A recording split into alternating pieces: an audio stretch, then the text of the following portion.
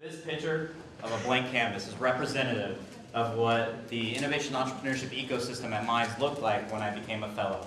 It was just me and one professor. After my meetup experience, I was empowered to dream big. I wanted Mines to be best in class when it came to innovation and entrepreneurship.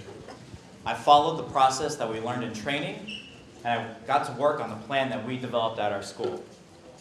Just a few months later, I launched a few initiatives, and I had many more in progress. At one moment, I could be juggling 8 different initiatives all at once. It was an exciting time of change at my school. However, I had a significant problem. I was graduating. I had invested so much into being a fellow. My biggest fear was not knowing how my work would continue after I left. No one wants to see all of their hard work fall apart. And unfortunately, too many fellows have felt this pain. I asked myself, how can I ensure that we don't miss a step, that we don't lose any momentum in my absence? My solution was simple. I wanted to choose and develop a team of new fellows that would continue this work for years to come. I am lucky. I found 5 amazing individuals to take my place, and my school trusted my assessment of them. These 5 people are caring, loyal, passionate, motivated, and very hardworking. I knew I had the right people when they said, yes, I want to be a fellow.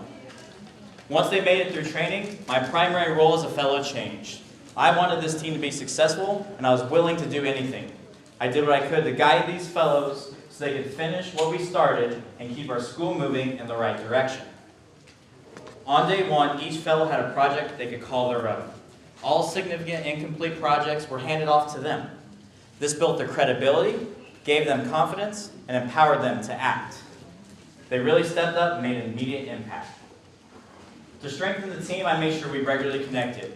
I introduced them to key stakeholders on campus, and I helped the team work through any disputes. But most importantly, I held them to high expectations. And this is all it took. This was the first steps to ensure that our succession plan would be successful. Now, I took them under my wing, acted as a sounding board, and challenged them to step outside of their comfort zone. I tried to lead by example, but if you ask them, the most important thing that I did for them was to be their friend. Now, the succession plan was implemented, and the students surprised me, and they said, hey, Corey, guess what? We have 4 new fellows, and they are here today. They are also amazing individuals. So, these fellows at Mines understood that it is the expectation that you need to have fellows take over your important work. I hope you all and countless others understand that this is the expectation of you all that you need to follow. We must pass the torch.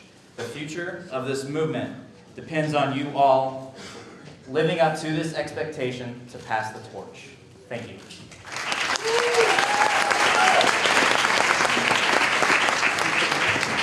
Great job, Corey.